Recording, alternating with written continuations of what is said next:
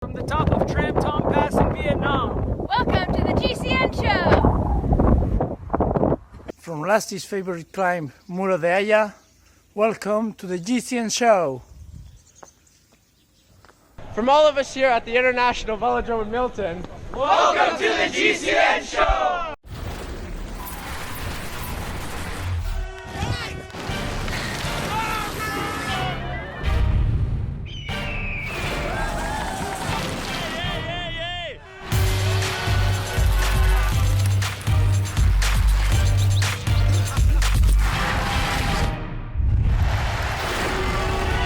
Welcome to the GCN Show. This week, pro cycling reinvented, the Belgian Classic season opens, and the disc brake controversy just won't stop. We've got some very exciting news all of our own here at GCN, and we've also got all of your usual favourite segments too. Let's get going. The format of pro cycling racing has essentially remained the same now for over 100 years. And let's face it, the rest of the world has changed quite significantly in that time, which actually is probably the understatement of the century. Quite possibly. And what this means is that there is a perpetual conversation in cycling around the fact of, does the sport need to change to keep its existing fans and perhaps to appeal to a wider audience? Well, there is somebody out there who is trying to change the sport for the better. Lots of you will have heard the name Velon. They are, of course, the group which is comprised of 10 World Tour teams who are trying to change the model of cycling for the good of both the fans and also the World Tour teams. And they have just announced a new race series which will kick off this year in Limburg in the Netherlands. And it could be quite revolutionary. It certainly could then. It's a 3-day, 3-stage event, and the winner will be decided on points. So kind of like a points race on the track, except this one is going to be on the road, and with another twist, which is it's going to be based around teams. It is indeed. So the first stage is going to be on the flat, essentially a sprinter's points competition, with points available on every lap as well as the finish line. Then day 2 is going to be a much hillier affair, with points available at the top of the biggest climb on each lap. And then the final day is going to be something called a team chase, which is a team time trial with a difference. Yeah, so the team chase format is actually very interesting. So the first team overall starts with a 30-second head start over the second team overall, and all the other teams have progressively smaller intervals until they're all on the road. And the overall winner of the event, the overall winning team of the event, is the team that then crosses the line first. Fairly simple format to understand then. And who better to talk about this than the CEO of Velon himself, Graham Bartlett. And Matt was on hand in Abu Dhabi to have a word with him. Okay, Graham, what was the exact thought process behind this new series of races, and why will it be more exciting? We wanted to take inspiration from the great races that are there and distill the core elements of the sport and then focus on the team. There's no race at the moment that focuses on the team, so the thought process was behind that. That's what we wanted to achieve. Cycling's got great races, but there's nothing that really celebrates that team ethic. And if you talk to the riders, they always say it's about the team. The team wins. So we wanted to create a race where the team won. Okay. Well, is this set to challenge the existing races, or do you think it's just going to complement it? Pro road cycling is a big church. There's lots of fantastic elements to it, lots of brilliant races you can go to. This is to supplement that. It's not to replace anything. The Grand Tours, the Classic One Days, they'll always be there. This is just something new to offer a different perspective on the racing. You know what, Dan? I think this is going to be a really good thing for the sport, because cycling can be so complex that sometimes I reckon that, especially for those new to the sport or those who just have a passing interest in watching it, the team aspect of it can be misunderstood, and I think an event that celebrates that is really cool. Yeah, like I said, the sport can be confusing to newcomers. We spend countless hours at home trying to explain to various members of the public exactly how cycling works, why Mark Cavendish, for example, can't win the Tour de France overall. So I think anything which involves all those different types of riders still competing against each other within the same race, but has a structure and a format that's very easy for the public to understand, has got to be a good thing. We shall wait and see exactly how it goes with intrigue. We'd love to know what your thoughts are on this upcoming race series. Let us know in the comment section down below. On to the Caption competition, and last week's photo was this one of Jens de Busseret lying down on the road of the Algarve, and the winner is Tedrick Fong, whose caption is this: "Psh, they told me to watch out for Sky." Like that one a lot. Get in touch with us on Facebook and we shall send you out a GCN Camelback water bottle. Congratulations, Tedrick. There were a lot of good entries this week, actually, Dan. There were lots Very of good ones. never stand when you can sit, never sit when you can lie down. Quite a few of them. This week's caption photo had to be this one. Very sorry, Caleb Ewan. Yeah, before we caption it though, Caleb, it happens to the best in the world. Look, same thing happened to last year. You can't see the person that beat him over on this side, but he's actually second place. You can see Sai laughing in the background here. Yeah, anyway, I shall start off with a caption suggestion. Cab to the left of me, kids, or to the right, here I am. Celebrating second position. Couldn't think of a good rhyme at the end. Anyway, if you can do better than that, please leave your comments and captions in the comment section down below, and we'll pick a winner this time next week. I'm not sure they can. I think it's a very challenging week We again can't this sing. week. You can't sing on the comment section, can you? True. Otherwise. But have a go. See if you can beat Dan. It's now time for cycling shorts. Disc brakes were once again a very hot topic last week after Team Sky's Owen Doull claimed that his shoe was sliced by one after he was involved in a crash with Marcel Kittel, the only rider in the Abu Dhabi Tour to be using disc brakes on day one. And it sparked a torrent of social media outbursts from various quarters of the cycling world. Most of the pros obviously very displeased and quite angry that they're being used in the peloton, despite the Riders' Union getting together and saying that they couldn't be used until they met certain criteria. Other people trying to prove that it wasn't actually a disc brake that sliced his shoe using various images and various video footage. However, my opinion lastly is that regardless of whether it was actually the disc that caused that damage or not, they shouldn't be used in the pro peloton until all the riders are happy with them being there. They are, of course, the riders that are putting themselves on the line day in, day out for our entertainment. I agree with you, Dan, because I do know that many riders within the pro peloton are for disc brakes. I mean, you only have to look at their social media posts of their winter training bikes and winter training rides to see that they are using them at home. But for uses in races, they did lay down a circumstance, and that circumstance hasn't yet been met. We are, of course, talking about disc brake rotor covers. And while my personal opinion is that disc brakes are a good thing for all cyclists, even racers, because you can stop better. I think that's a good safety point.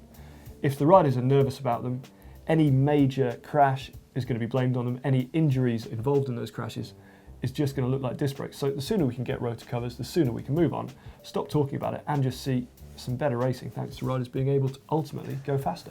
Yeah, no doubt this is something that we'll be back talking about pretty soon. But in the meantime, let's switch to another controversial subject, e-bikes, which we talked about on last week's GCN show.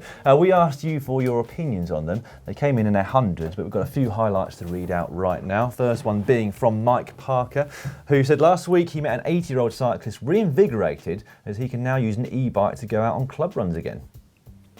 Good stuff. Gary Chaundy says, regarding e-bikes, a month ago I didn't see them as a good thing until I saw the genuine excitement of my 69-year-old father-in-law when he realised an e-bike would enable him to keep riding with his mates post-heart attack. Langburn 86 simply writes, more people riding bikes is always a better way forward. Fair enough. And Christopher Baldwin says, e-bikes are great, but they do need to stay off of bike trails. It's already too crowded, plus people who do not have the appropriate bike handling skills going 20 miles an hour on a bike is a recipe for disaster. I think that's a good point. D Arc says you should look into e-bikes actually being eco-friendly when it comes to producing and the disposal of the batteries. Who's to say someone wouldn't just toss a bad battery into the garbage? Which is a good point. Lots of strong debate underneath last week's show, so thank you all for giving us your comments. Meanwhile, on to Zwift racing. There's been a world record broken by Yasmin Muller. She rode over 1,800 kilometres or over 1,100 miles in the space of 62 hours to take the distance record, which has been set late last year. And there's also been some official national championships racing going on over in the Netherlands. Congratulations to everybody who took part. Winner of Group A, Ernst Tempelaar, and the best female in that race was Aniek Rudekeken. Excellent pronunciation. Wasn't that great? There's also some very, very heartening news coming from Belgium, which is that Stig Brooks is continuing his incredible recovery from his frankly awful crash at the Tour of Belgium last year. Lotto Soudal manager Mark Sargent reported that Stig is now able to respond to conversation. Yeah, that is absolutely fantastic news. There's also some good news for the UAE Abu Dhabi team last week. They announced a new sponsor and will now be known as UAE Fly Emirates. It's pretty incredible really when you think that team almost disbanded and folded towards the end of last season after the Chinese backer decided not to put any money in. And they went even better than that in winning their home race, the Abu Dhabi Tour, with Rui Costa. A seamless link now down into more cycling news, more Abu Dhabi news and more airline news because the World Airline Cycling Championships took place there. The road races were held on the Yas Marina F1 circuit and the team time trial was held on the Al Wathba circuit. Yeah, and British Airways dominated. They won the road race for the third year in succession with James Bishop and James Bonham first and second respectively. And they won the team time trial as well. Fly Emirates, all about their big jumbo jets. British Airways, all about their marginal planes. I'm sure the viewers are laughing as well. That's a really good one. Cheers, mate. Finally, here's some news from GCN HQ. We're going to be teaming up with Eurosport, the home of cycling, and we're all super excited about it. We're going to work together to share our love of the sport, and there are some really exciting opportunities to help to develop GCN in some very cool ways. Yeah, it's still going to be me, Lasty, Si and Matt presenting, and the same great crew of people behind the camera bringing you this content. However, we're hoping now to make GCN even bigger and better. If you've been along for the journey over the last 4 years, we'd very much like to thank you for your support. We really hope you are going to love what's coming next. It is time for hack/bodge of the week, and we shall get things kicked off with this from J4M1EB. They have fashioned some Di2 satellite shifters made from a Di2 cable, micro switch and some Sugru plugged into the shifter ports. Changing on the tops is now easy, apparently. I'd say hack for them. I think they look quite neat. I'd say hack as well, Dan. That's a definite hack. Also on the satellite shifter/blip thing, Tim Hughes has fashioned blips onto his aero handlebars simply by using a bit of inner tube. Here we go, look at those. Smooth. I'm also going to say hack. I think they look fairly neat as well. I think it's a hackish. Yeah. Ben Daunter has mended a hole in his overshoes with an inner tube patch. Very cool. Innovative, I would say. I expect that works pretty well. So I'm going to say we've had all hacks in my opinion. Well, I'm going to say bodge for that one, Dan. That's fine. Okay. You want to say? Yeah, Leyland Dorchester found this bike abandoned in his front yard recently. Not sure why they've abandoned the bike, it doesn't look too old, but it has got a quick release for a pedal. I can't imagine that's particularly easy to pedal. I mean, Matt would never have an issue with clipping into that, would he? No, because he could be secured in, couldn't he? If you can't clip in, you can't have an issue with it. We've got this one from Barnsey10, who says, when your mate forgets his helmet. Of course, your helmet is not something you should ever really forget, but is that a building A builder's hat with a gaffer taped onto his head. That's going to hurt when he takes the tape off, isn't it? Yeah. I love this one that came in from Dan on Twitter at Lippo1985. Just says hashtag GCN hack, which is how you show us your hacks and bodges on Twitter, Facebook and Instagram. But I love this bike. Stems slammed, proper drop handlebars on what looks like a chopper saddle and a kid's mountain bike. And he's got pegs at the back as well. All sorts going on in that photo. Aero chainring. Yeah, it's all going on there. So much going on. Thanks very much for all of your hacks and bodges that you sent over the last week. Keep them coming. Hashtag GCN hack. If you were watching the show last week, you will have seen that we now have a GCN mechanics or kitchen apron. But this week we've got something very cool and very pro. We have got, now available in the GCN shop, the GCN Musette. These are feed bags, sort of stuff that pro cyclists use. They throw them one on the side of the road. You shouldn't do that. You should keep it very useful for kind of little bits and pieces, cycling nutrition. Kit bag essential, Dan. Yeah, I definitely wouldn't be throwing these to the side of the road. Certainly not. Good quality, aren't they? Yeah, they are. And also, Wattage bazooka kit, so t-shirts, etc., is now on special offer in the store. So if you didn't win Wattage bazooka this week, but you think you were deserving, you can get yourself a consolation prize. Links to all of the shop stuff are down in the description, or alternatively, there's a link to shop.globalcyclingnetwork.com right there. For tech of the week this week, we're going back to Abu Dhabi and back to Matt. This neat bit of tech of Teo Gegenhardt is basically the new cask helmet. It looks to me, Teo, like an evolution of the Bretonne. So a lot more filled in, but plenty of vents as well. Comfy? Yeah, and we've been testing it out here. It's been pretty hot the last couple of days. It's been really good actually. Surprising when you see how kind of less holes there is than the other ones, I guess. But still nice and cool. Yeah, really. Yeah. Looks good. Now I've just managed to sneak into the pit area of Gazprom at Rosvelo on the F1 circuit to take a closer look at this X-Barnet kit. Now, there are some pretty cool technical features. First off, X-Barnet claim that the panels here on the front and the fabric itself and the panels here on the back actually help to regulate body temperature, so keeping you cool when you need to and also keeping you warm when you need to. And it actually feels like an underjersey. So as well as the technical features, it looks amazing. It's kind of a blend of the future and the past. It has a real retro aesthetic. And when you look at the shorts as well, same fabric, but a slightly thicker weave. So almost like compression, but it looks like a pair of shorts from the 1970s. And a chamois that's actually built right through the shorts. So rather than being inside, it's on the outside and on the inside. It certainly stands out from the crowd. The opening weekend up in Belgium signals the start of the official racing season for many hardcore cycling fans, and this year's racing certainly didn't disappoint. It certainly didn't, Dan. In the women's Omloop Het Nieuwsblad, Lucinda Brand took a solo victory by 15 seconds over the chase group. Chantal Black of Bolsdormans was second. Yeah, and in the men's race, for some, it was really over before it even got started. The biggest name being involved in a pile-up was Tom Bonen, and he's going to finish his career having never won that particular race. Meanwhile, up front, the three strongest riders came to the fore, they being Peter Sagan, Greg van Avermaet and Sepp van Mark, who held a slender 30-second advantage over the chase group for much of the running, over 40 kilometres or so. Sagan looked imperiously strong, extremely comfortable until the final 5 or 6 kilometres, and in the end, Greg van Avermaet stole a march on him, out-sprinted him to the line to take his second consecutive victory at the race. Could this be the year where he adds a monument, finally, to the Olympic Games and to Omloop Het Nieuwsblad? I think it could be, Dan. What do you reckon? I think he's going to miss out again. Sorry, Greg. Anyway, the following day at Kuurne, Brussels, Kuurne, the racing was a little more aggressive, and Peter Sagan had clearly learnt from his mistakes the previous day.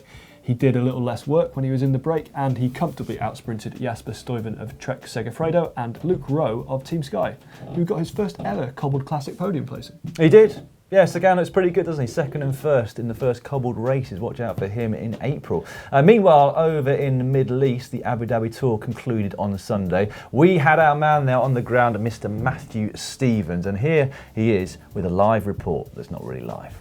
Cheers guys, I'm here live on the Yas Marina circuit for the final stage of the Abu Dhabi Tour. Of course, stage 1 was taken by Mark Cavendish. Stage 2, Marcel Kittel narrowly edged out Caleb Ewan for the win. The Queen stage to Jebel Hafid was won by Rui Costa of UAE Emirates. Who is going to win the final stage? Only time will tell. Bunch all still together, they'll soon emerge around that finishing straight. It's an agonising wait.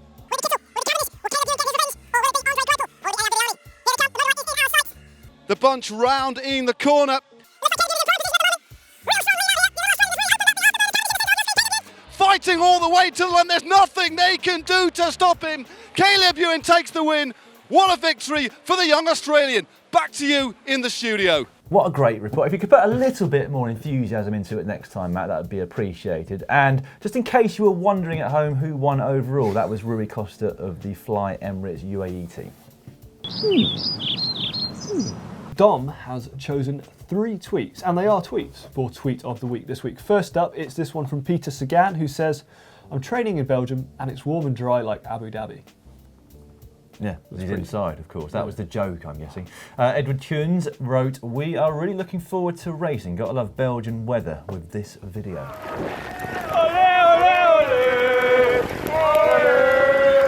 Not exactly like Abu Dhabi yet. Well, it did rain on the final day of Abu Dhabi. It wasn't quite as cold, but... Finally, this one from Mark Cavendish, who said, "Had such fun doing this with that real Stevens for GCN Tweet. 2 crying emojis, laughing. Thanks, guys." Thanks, Mark, for joining us. Matt's going to be intolerable when he gets home, isn't he? See the Cav tweet? Oh, yeah. Such fun with me. Let him keep the Lego. He was really pleased. Point to you, Mark. Congratulations. No worries. Do you want to put the man in? Yeah, I'll put the man. That's the fun of little pièce de résistance, isn't it? It's time for GCN's Wattage Bazooka! It's Wattage Bazooka. This week's Pro Wattage Bazooka we are going to throw to Matt on the top of Jebel Hafid in Abu Dhabi. We're not throwing the bazookas at him, he's going to give it to someone else. Tom de Moulin for your fantastic pursuit. You got 3rd place on the day. What a ride. So near yet so far, but we're awarding you this week's Wattage Bazooka! It's your t-shirt, mate. Oh. Aggressive effort, you didn't quite make it, but hey. Yeah, I'm really happy with it today. I didn't make it to the front anymore. They were too far ahead, but 3rd is really good. Yeah. It's a good indication of your form to come. It's a good stepping stone, I guess. Exactly. Yeah, I'm really happy about this. Great stuff. Thanks very much and well done. Now, Dan, those numbers from Tom de Moulin are really impressive, but I was thinking, I actually lost the power file from when we rode up there, so there's no evidence that You rode it No, any faster than us. I think we did it in quite a similar time. I mean, the video to the halfway point. The video is only about 10 minutes long, isn't it? Yeah, exactly. Right, this week's viewer Wattage bazooka was nominated by Heinrich Strobel, and it goes to his brother Daniel, who managed to win both the road race and the time trial at the Free State Cycling Championships over in South Africa. So very well done to Daniel. Good work, Daniel. And if you would like to nominate someone for Wattage bazooka next week, don't forget to get in touch on Twitter or Facebook using the hashtag Wattage bazooka. There it is. Comment of the week now. We picked out 4 of our favourites from the last 7 days, starting with this one from Duarte Lorenzo underneath Matt's video on crank length out in Abu Dhabi. So Matt, you'd have to make another video to talk about the other factors involved, but yet you had time for a haircut. Last year myself did notice this. Started off with long shaggy hair, ended up with quite a trim. Yeah, it's like he's almost gone all the way through your style that inspired my hairstyle. Yeah. Just not taking the top off yet. Yamskov came in with underneath one of our race reports from Abu Dhabi saying, is there an audio issue? All I could hear was chocolate. 34 thumbs up. Mr. Chocolate Voice John Bevan behind the camera as we speak. And next up from GK1 Image, another thing about Chocolate Voice. Who put these in? Was that you, John? Anyway, Chocolate Voice's voice, while still as nice as freshly made mousse au chocolat, seems less so. Does that mean he is getting fit for the upcoming ride? Because of course John is going to be riding the Oat Route later on this year. How's it going, John? 3 weeks in and some gradual improvement. Nice. Good stuff. Dan, final comment of the week. We've got another update, basically another correction for something you said. Vamos, ahí está, vamos Bilbao, anda, vamos a tope, vamos a tope. Can people who speak Spanish understand people who speak Portuguese? Or do you think it was all gobbledygook? I think it's quite a different language, isn't it? Portuguese always to me sounds like Russian. Does it? Yeah, slightly. Anyway, moving on. Turns out Portuguese is actually quite similar to Spanish and not all that much or nothing like Russian. Percio Mandio was one of several people correcting you, and he says, for non-Portuguese speaking people, it may sound like Russian, but it in fact bears 0 similarities. Yeah, I did regret saying that as soon as I said it, but they refused to edit it out of the final GCN show. Keep your comments coming in, we do love reading them. Coming up on the channel this week, on Wednesday, we've got a video about how to size a kid's bike. Well, the first thing to look at is that when they are sat in the saddle like this, with 1 foot on the floor and 1 foot on the pedal at the bottom of its stroke, their knee is slightly bent just like this. Exactly the same, in fact, as you would get on an adult bike. Also, when they're sat on the saddle with both feet on the floor, make sure that the balls of both feet can reach the floor for stability. On Thursday, it's ways that every city should be as cycle-friendly as Copenhagen, and on Friday we have a very special Ask GC Anything. On Saturday we have another pro bike. This time it is Bernie Eisel's Cervelo S5, he riding for Team Dimension Data. Sunday we have a very special feature. Make sure you watch out for that, because I promise you it's very good indeed. And then on Monday it is Mechanical Monday as ever. On Tuesday. 3, 2, 1. Welcome to the GCN Show. You're supposed to say it as well. Okay. Welcome to the GCN Show. From the Yas Marina Circuit. Welcome to one more. I've got to say circuit. From the Yas Marina Circuit. Welcome to the GCN Show. But we're coming towards the end of the show, but that means you have got Extreme Corner to look forward to now. You certainly have, and this week Extreme Corner is from Valparaiso in Chile, with the downhill street race called the Cerro Abajo race. Although it's on streets, you definitely couldn't take a road bike down this stuff. I doubt it. It is seriously extreme. I certainly couldn't.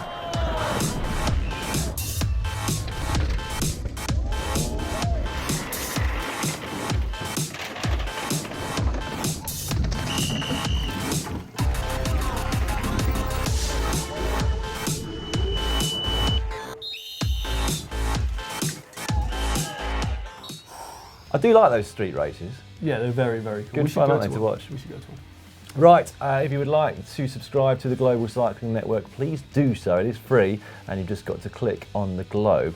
After you've done that, we've got a couple more videos which you might be interested in right now. In the top corner is how to sit on a wheel. And in the bottom corner is GCN versus Mark Cavendish. And that's about it. Do give this video a thumbs up, and don't forget to hit share too. And if you would like a shortcut to our shop, it's right there. I bet they can't guess who won out of GCN and Cav. I'd actually had Matt down as an efficient Lego builder.